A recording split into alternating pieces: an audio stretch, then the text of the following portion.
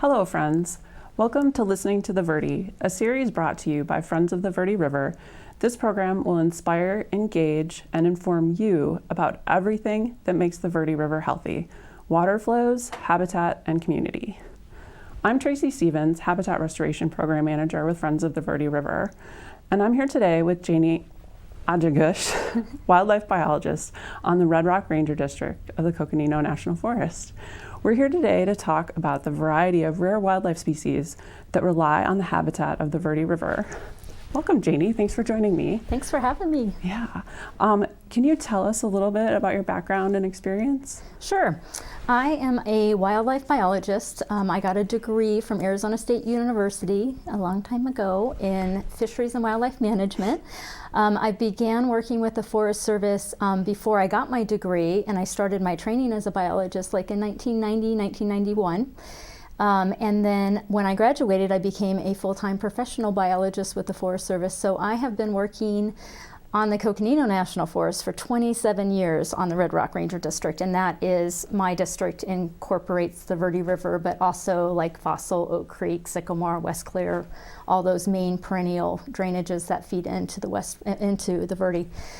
So for my job, the most of what my job entails is that I do environmental effects analysis on all projects that occur on National Forest lands, because we have so many rare listed species that need protection. So it's my job to do a proper disclosure to the public of the effects of projects on these rare species, but also really to try to mitigate these projects to remove as much of the effect as possible. So I do a lot of consultations with Fish and Wildlife on listed species, but then I also do a lot of habitat restoration projects and habitat protection. We have closure areas for certain critters, and I do a lot of environmental education. I really believe it's important to get the word out there and to share the knowledge, and I frankly think all of this is so fascinating, so I love getting out and talking about it.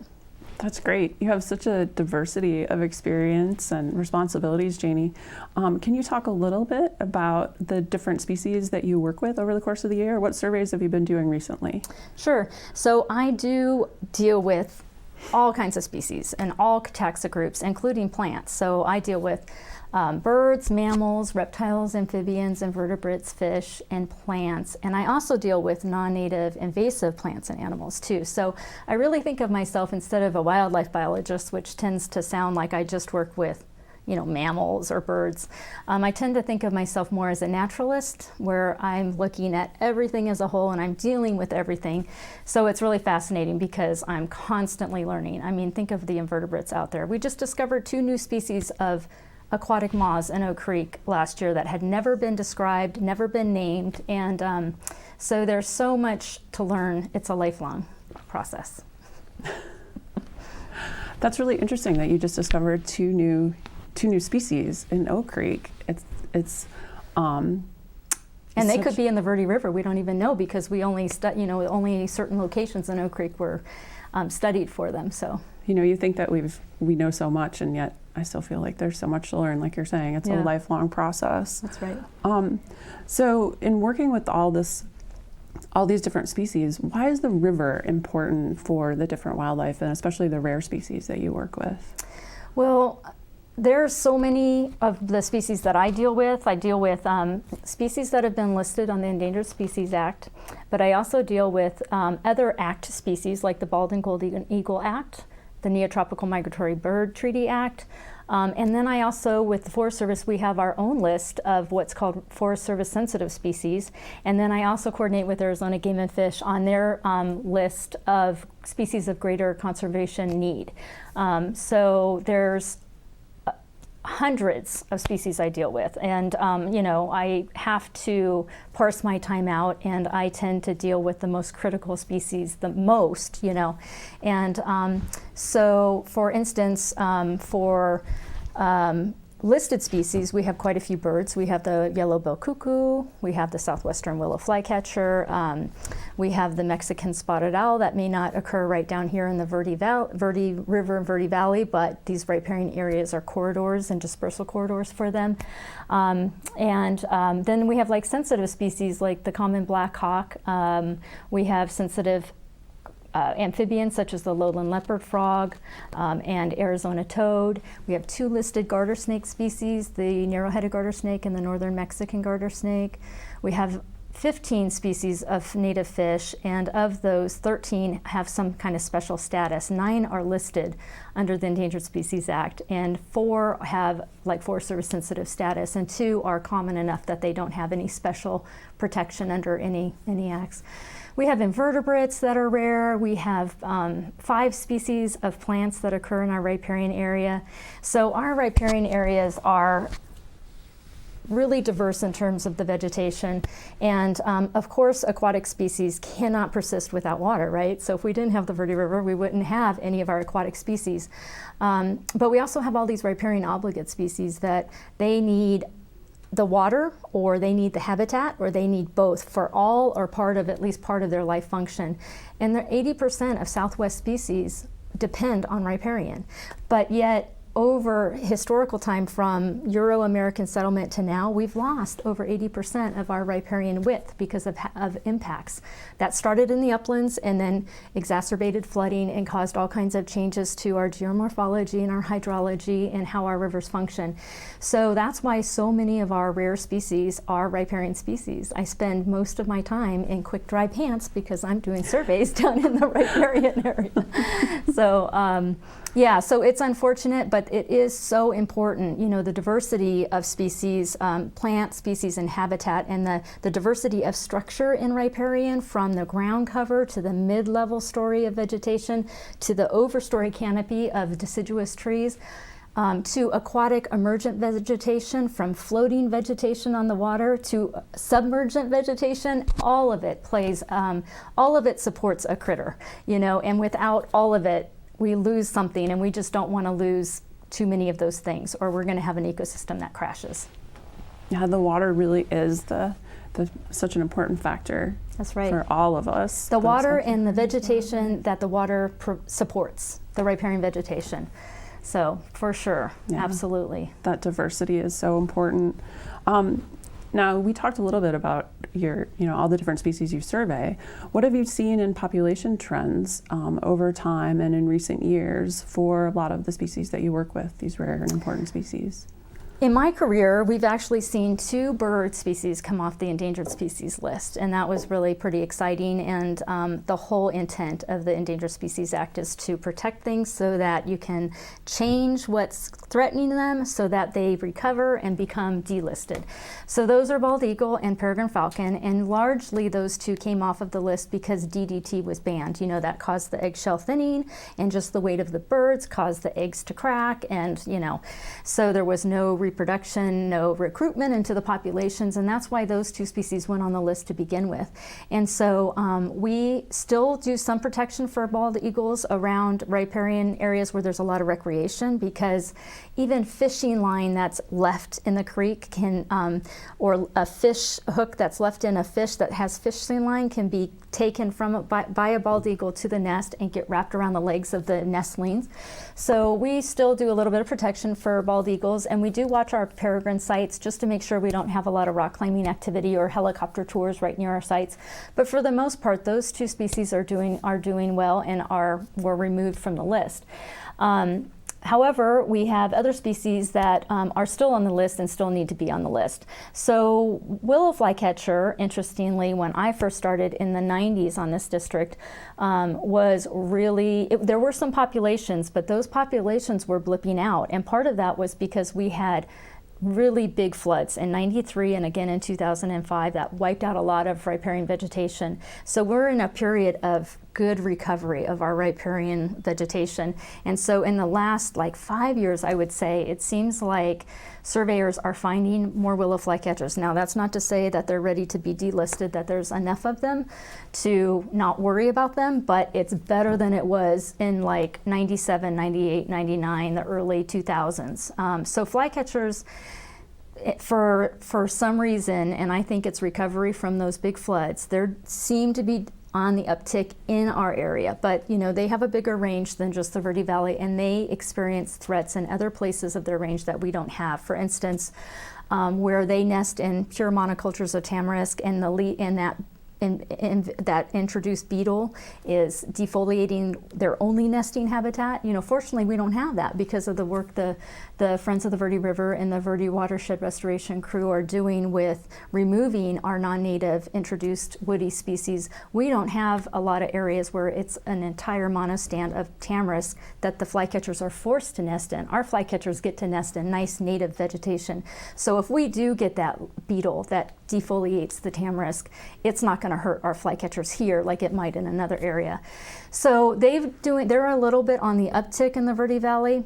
Cuckoos seem to be kind of holding steady or maybe slightly on the uptick, but cuckoos really need not only the riparian corridor and the riparian vegetation for nesting, but they need that immediate adjacent mesquite bosque or mesquite woodland upland for foraging for like cicadas and all kinds of beetles and different bugs.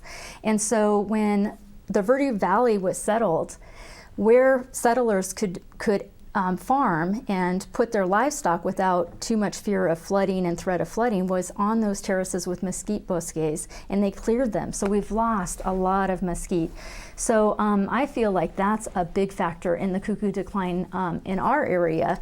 Our narrowing of our riparian width, that's the statistic you hear about in the Southwest. Riparian areas have decreased by over 80%. So that's really in the width, like in our case in the Verde Valley. And that is because when we had Euro-American settlers come in the 1870s, 1880s, they brought livestock with them, and it was not regulated, and so there was severe overgrazing in the uplands. And when you take off all the grass and there's no leaf litter to land on the ground, there's no roots of that grass to hold the soil in place, the first rain event you get causes flooding. The old timers said that when they first came to the Verde Valley, the rain would be soaked up and it wouldn't even reach the dry washes. And then after grazing wiped off, slicked off all the grasses, the slightest little rain would cause the Verde River to flood. And that's because when you don't have anything on the ground, soil is hydrophobic. When it rains, the drops bounce. They don't soak into the ground. When you have vegetation, roots, and leaf litter, the old litter that has fallen to the ground, that slows down that hydrophobic action. It allows the water to seep in and then slowly infiltrate into the ground, and that's water that's not running off like water on a tin roof runs off real fast in a rainstorm.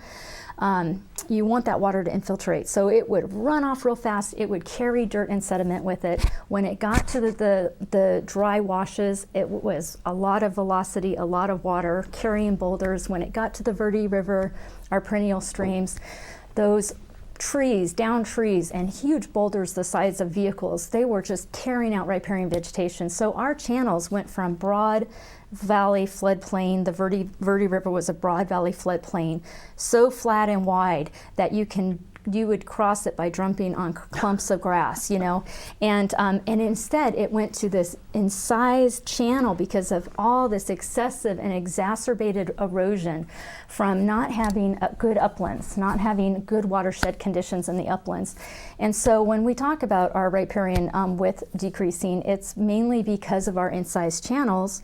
The water is down in this deep V, and the wetted area is so narrow, and there's not a hydrologic connectivity of the water to the floodplain anymore unless it's a big flood. And so for recruitment to occur of our deciduous riparian trees, they have to have their toes wet, So we're down to like this, narrow little width compared to historical conditions. So that's the cuckoo and the flycatcher. The cuckoo its problem is exacerbated because of the loss of the mesquite, because of agriculture and building homes and all that kind of stuff. We have the common blackhawk, which is not so common in its entire range. You see it often, but recruitment isn't very high, and they are having to feed on non-native prey. Like for instance, sometimes you'll see areas where blackhawks are feeding a lot on crayfish, and crayfish are non-native. Arizona does not have a native crayfish. Any crayfish in Arizona is non-native. And so these blackhawks, when they feed their babies little crops and the blackhawk adult crops for them to regurgitate food has to be, work hard with the carapace of crayfish, whereas when they're feeding babies, native fish that are soft, non-spiny rayed, and they're feeding their babies native frogs and toads and tadpoles and things like that. That's so much easier for them to process, so less energy is expended in digesting that food. So crayfish aren't really an optimal food source for blackhawk.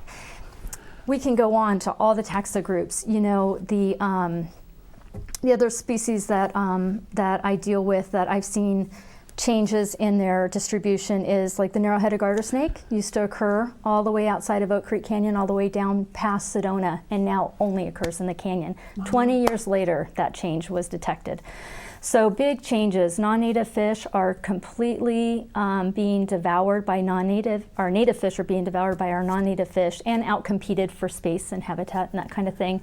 In Fossil Creek, when we restored Fossil Creek to a native fishery, the only fish that were left surviving in the middle section of Fossil Creek, where there were so many predaceous non-native bass and sunfish, green sunfish and smallmouth bass, were fish that were like 300 to 350, 400 millimeters, 16 inches. Mm-hmm. Everything else was gone in that section. Some of our native fish as adults don't even get past 45, 50 millimeters. So how would they ever have persisted with those non-native fish? So we've seen big declines in aquatic species populations too. Janie, that's really interesting what's happened to all of our species diversity and the impacts of non-natives.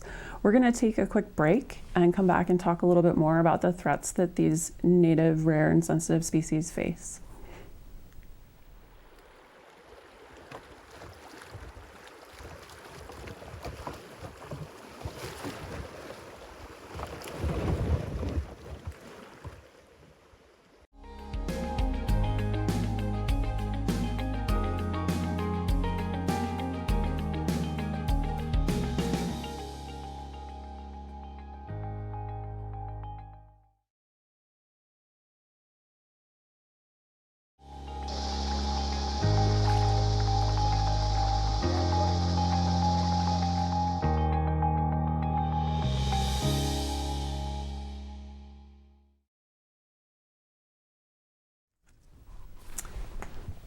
Welcome back to Listening to the Verde. I'm here with Janie talking about rare wildlife species of the Verde River system. Now that we've spent some time discussing the variety of wildlife and some of the threats, we're going to talk more specifically about the challenges these species face. So Janie, you mentioned some of the changes you've seen in the river corridors. You talked about the changes to the riparian floodplain. Do you want to talk a little bit more specifically about some of the changes and challenges these species face? Sure. So I think the number one threat to aquatic species in the Verde River or in anywhere in the Southwest is the introduction of non-native species. And I'm mainly a plant and animal species, but I'll talk about animals first. So our big non-native aquatic species that we deal with and that are really hard to deal with are bullfrogs, crayfish, and then in the Verde River we have over 20 species of non-native fish that sport fish and different fish that have been, some are aquarium fish that people feel like they're doing the right thing and they put their aquarium fish into the creek instead of taking it back to a pet store so the pet store can resell it. So though that introduction of non-native species has really decimated our aquatic species populations. Leopard frogs cannot persist with crayfish and non-native fish. They are just they're eaten. Not only, they themselves, are eaten. And so literally when we have a system with non-native, like either crayfish or bullfrogs or non-native fish, and sometimes we have all three groups in one system, these lowland leopard frogs blip out. So in the Verde Valley, we only have a handful, like maybe 5 tiny little populations where these lowland leopard frogs are persisting, and only because there's either some really good complex habitat that they're able to find hiding cover in, or they're just completely away from the main channel where they're able to persist where the non-natives aren't. Then Arizona toad is another native species that used to occur in the Verde Valley, and it no longer exists. We did 3 years of surveys over the last 3 years, and very extensive surveys all throughout the Verde Valley, including the headwaters of all of our streams, and we couldn't find any Arizona toads. And part of their decline is, interestingly, hybridization with another native toad, the woodhouse toad. So it's not a non-native in that case, but it's a native toad that thrives in irrigation, flooded areas, dammed water, ponded water. So in this Broad Valley floodplain, the woodhouse toad has taken over because we have so much agriculture and irrigation. And so they're a native species. They've just been opportunistic in their habitat selection, and they've done better, and they hybridized with Arizona toads. So over time, outcompeted and out-swamped the genetics of the Arizona toad. So we've lost that species. So other species, those are some aquatic species. Our native fish, like I said, we have 15 species, of which 13 have some special status. Most of them are small little guys, small, some are only that big as adults, and they are totally eaten by bass and catfish, and there's so many species of non-natives that we have. We have non-native plant species that have taken over some of our areas, and those have changed the structure that have affected even aquatic species. So our floating water primrose, when you're kayaking down the Verde River at late in the summer, and you can't get through those sections where the primrose has choked out the entire width of the waterway. That's a non-native species, and that has changed the habitat for aquatic species. And then we have our riparian obligates, that have declined as well as a result of impacts to their habitat. So broadly, species become rare because of destruction of habitat. That's usually like the first and foremost. Like I've mentioned several times already, we've lost over 80% of our riparian width. So our species are starting at 20% of their potential, right? So they have 20% of their habitat left, and destruction of riparian vegetation or destruction of habitat can come in different forms. In the 50s, we were doing phreatophyte control in the Verde Valley, and that was where we thought if we just cut down all the trees that soaked up the water, any vegetation, cattails, trees, whatever, we would get more water to irrigate our crops. So phreatophyte control was a bad thing, and we learned that because it caused all kinds of problems with flooding. But even more, just even over-diverting water, more water than what's needed, that has an adverse effect. We want as much base flow in our creek in the driest, hottest parts of the summer, and our creeks do go way down from irrigation, and so making our ditches most efficient is really important. All kinds of threats. There's intentional things caused by people. For instance, people will fear snakes, and our narrow-headed garter snake does not look like a normal garter snake, and we have found them stoned to death, like crushed from being hit by rocks. Or people just handling them because they're interested in snakes overheats them, and they can die from overheating. So there's like intentional things. There's unintentional things, like when people plant these ornamentals that they don't realize are invasive, and then they get down into the national forest part of the riparian and spread up and down the river and overtake our native vegetation. That's like an unintentional consequence of just trying to make your property look nice. So all kinds of impacts. People can spread diseases and pathogens. If people are releasing aquarium fish into the river, those aquarium fish bring all kinds of bacteria, fungus, and just different fish diseases to the river. Lots of different ways that habitat's affected and how these species are affected. The main is habitat loss, and also the introduction of non-native aquatic species and non-native plant species. Sure. Yeah, it's amazing the impacts that these invasive species have had. One of the other things you mentioned was the Arizona toad. Are there other species that it's just too late for that we may have lost in the Verde? Yeah, really good. Really good question. I mean, not really good that we have some as examples. So the first example, I think, is the best example because we used to have the southwestern river otter here in the Verde Valley in all of our perennial drainages. They're a predaceous little mammal that eat aquatic organisms, and the last one that I have ever heard of being detected in the Verde valley was up at Blue Hole in Sycamore Canyon by a colleague's grandfather in the 1930s, and that was probably the last one that was ever seen. Since then, in the 80s, Game and Fish introduced a subspecies of otter. So what we see in the Verde River now is not our native southwestern river otter, but a subspecies of a Louisiana subspecies of otter. So the southwestern river otter is forever gone. We have other species that we have used to have in this area. You know, we would have had jaguars. They used riparian corridors all the way up to the Grand Canyon. We have an endangered, or a fish. We had a native trout in Oak Creek Canyon that was lost well before it could be well documented. So we think it's the Gila trout, but it could have been a very endemic species, you know, to the Verde Valley. Janie, you're so passionate about your work. It's great to hear you talk about this, and so informative. Why do you think it's important that the community members and people think, why is it important for us to conserve and learn about these wildlife species? Well, as a biologist, I would say the reason I attune to the most is the ecological reason. You know, you think of every critter has its place, and there is a food chain, and when you interrupt that food chain, so macroinvertebrates in the water, they're food for fish and frogs and toads.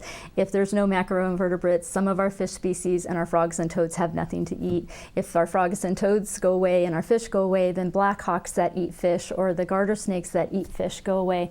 So there's an analogy to an airplane. If you take away a couple rivets in an airplane, the airplane can still fly. But eventually, if enough rivets are lost, the airplane's going to crash. You're going to lose a wing and it's going to crash. So that's like an ecosystem. You can only lose so much before you get, you know, pretty much absolute failure. So we never want to get to that point. But another good reason is for medicinal reasons. We have all kinds of species that have never been looked at for their medicinal values, but we do have some in the Southwest, like 3 species of native fish, and then our Gila monster. The Gila monster has been approved. Venom from the Gila monster is used in diabetes treatments, and that was approved by the FDA in 2004. And our native fish are being looked at for their supreme kidney function, and for their lack of sun cancer, you know, UV injuries from being right at the surface of the water, and for their excellent genomes.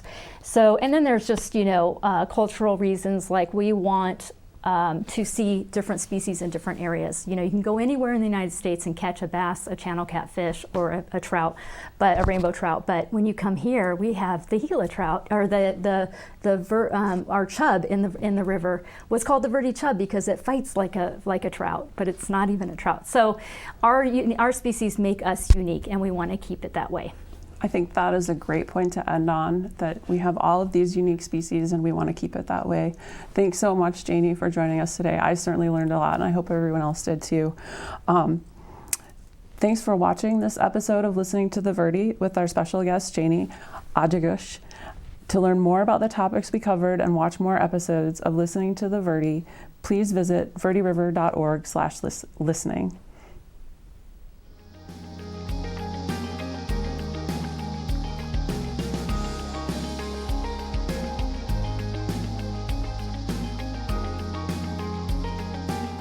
Listening to the Verde is brought to you by Friends of the Verde River.